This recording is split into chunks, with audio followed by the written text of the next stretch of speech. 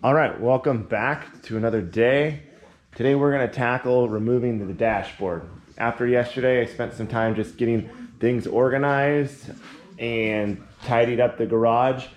I'm trying to keep everything as organized as possible throughout this process so there is no mix-up of any parts and everything goes back together like it should. So today I'm going to tackle the dashboard. I've never done this before. I do have the manual on how to do it. I'm going to start with the center console since that has to come out anyways, and then the gauge cluster, and slowly start taking pieces off to hopefully get this out. I know people complain about it being a pain in the ass, so I'm not looking forward to this. I hope that door not being able to open all the way does not compromise me in my ability of getting this out. I plan on having it come out this side anyways, but we'll see. So I'm just gonna start taking it one piece at a time and I'll keep you guys updated. Okay, so gauge cluster's out, center console is out, as well as the cup holder. The manual says the next thing to do is take off this cover here, and then there's a knee bolster under there that comes out next. So 2 bolts there, or 2 screws there, 2 screws over here, and then we'll see what that knee bolster looks like once we get in there.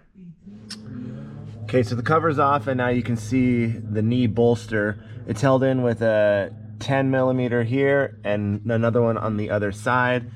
I do have my kill switch mounted to it, so I'm gonna have to clip that off first and figure out how and where I'm gonna relocate that in the future.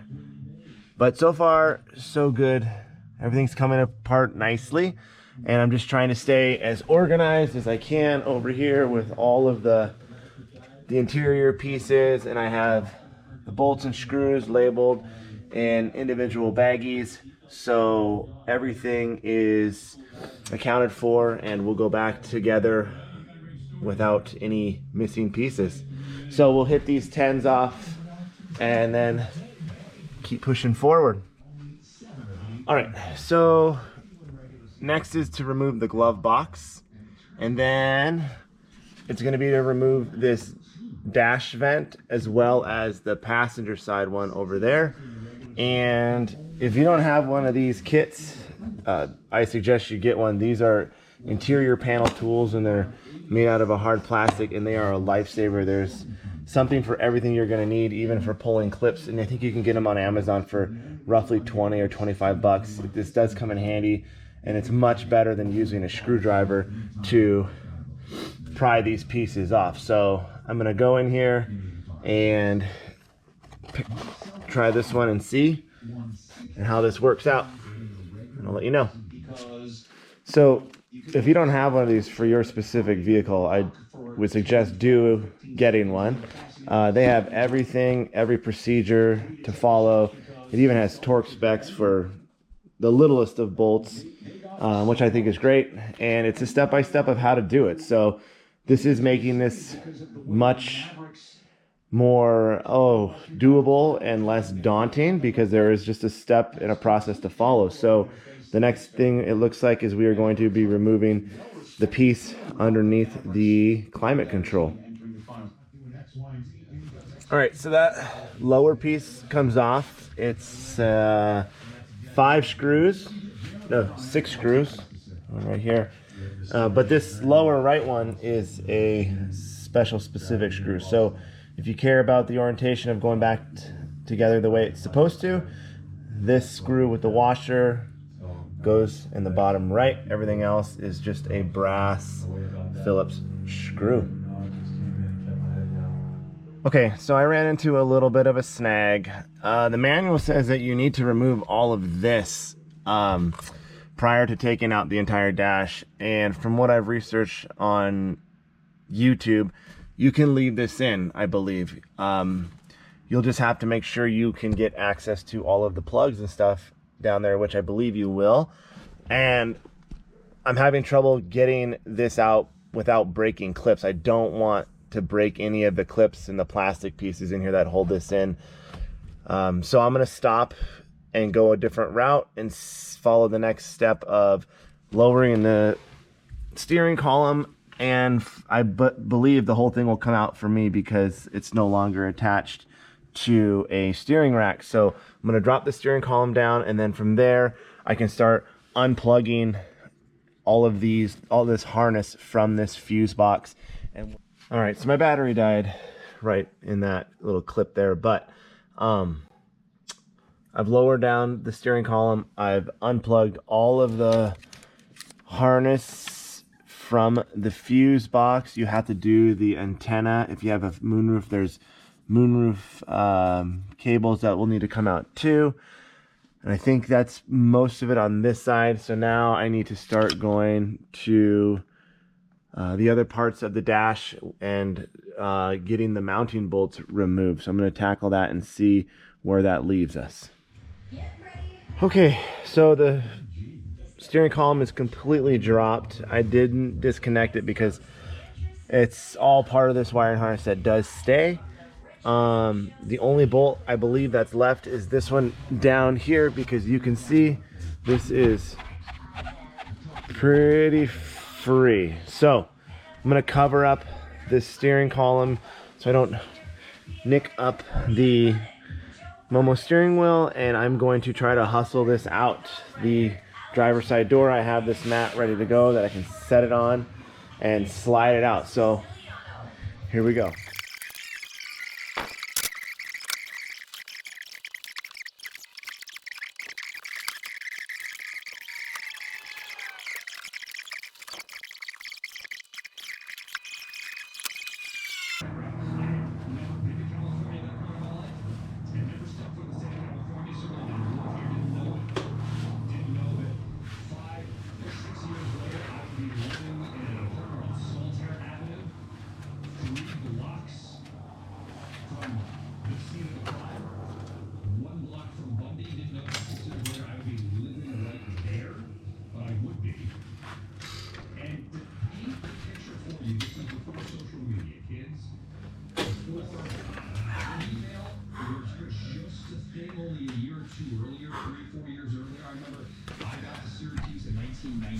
Woo!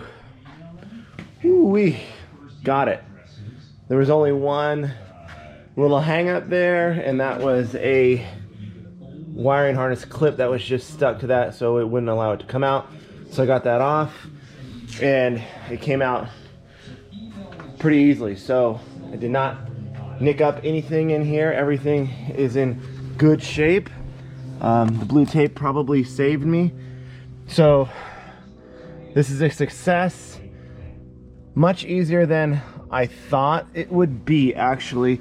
The Honda manual was leading me down a path that was unnecessary. So if I have time, I'll go over exactly where all the bolts are. I did look at Boosted John's video that he did on his EK a few weeks ago, and that really helped me out a lot. So thank you so much, and hopefully this video helps someone else out as well. So like I said, that Honda manual was going to have me remove all of the radio and that climate control that was unnecessary. So everything's good, everything's intact. Now I'm going to start working on getting to the heater core. All right, so that's all I'm going to do today out here in the garage. I got a lot of other things. I got to mow the lawn and do some other house stuff, the must-dos. But before we leave, let's open up this. This just showed up. Let's see what we got here. We got a box inside a box. Maybe not. That might.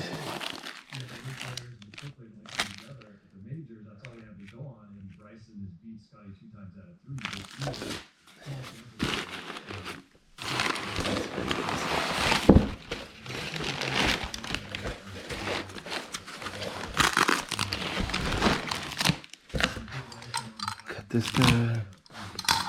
Right. I'm excited to see how this turned out. If you don't know about Charlie M on Instagram, go check him out. He does amazing work on refinishing these valve covers. So let's see. Yeah, that looks nice. That looks really, really nice. The quality, his attention to detail is just superior, and I think this is going to look great. So we'll have to install the baffle, but this looks amazing. Just showed up. Let's take a look at that.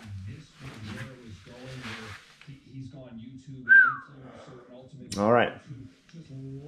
Well, that's going to be a wrap for this one. Thanks for watching. The next time we'll be in there removing that heater core, and I'm going to decide if I want to ditch all of the heating components like the ducting and whatnot, anything I don't need. But that's for another day. So thanks for watching. Enjoy the day, and I'll catch you on the next one.